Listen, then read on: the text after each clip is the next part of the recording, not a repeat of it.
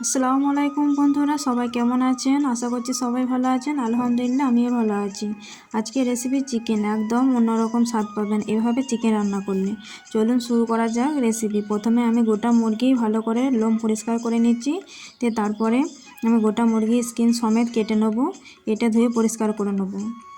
Chicken আমি পুরোটা নিইনি, অর্ধেকটা নিয়েছি, কারণ এখানে 2 কেজি ওজনের চিকেন ছিল, তাই আমি 1 কেজি নিয়েছি, বাকিটা রেখে দিয়েছি।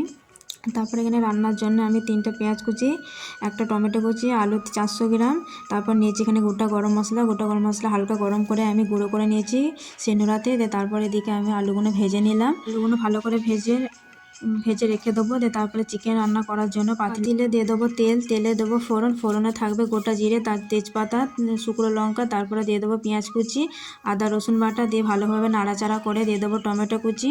তারপর ভালো করে নাড়াচাড়া করে তারপরে দিয়ে দেবো সামান্য কাশ্মীরি লঙ্কা গুঁড়ো কালার আসার জন্য, আর হলুদ গুঁড়ো দিয়ে ভালোভাবে মশলা পানি দিয়ে কষিয়ে গুঁড়ো করে রাখা মশলা দিয়ে তারপর ভালোভাবে কষিয়ে নিয়ে তারপরে দিয়ে দেবো চিকেন। তারপর আবার ভালো করে চিকেন কষাতে হবে। এইভাবে একবার ট্রাই করবেন। গোটা মশলায় চিকেন স্কিন সমেত রান্না জাস্ট দারুণ লাগবে। একবার ট্রাই করবেন, দেখবেন বারবার বানাতে ইচ্ছা করবে। দেখছেন কত সুন্দর কালার এসেছে। এবার দিয়ে দেবো ভেজে রাখা আলু, দিয়ে তারপর নাড়াচাড়া করে ভালোভাবে নাড়াচাড়া করে নেবো। তারপরে দিয়ে দেবো পরিমাণ মতো পানি, যেমন ঝোল রাখবেন তেমন পানি দেবেন।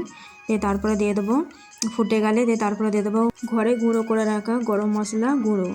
তারপরে 2 মিনিট ফুটলেই রেডি গোটা গরম মশলায় গোটা চিকেন। খেতে সুপার টেস্টি। ভিডিওটি ভালো লাগলে লাইক কমেন্ট শেয়ার করবেন। আল্লাহ হাফেজ।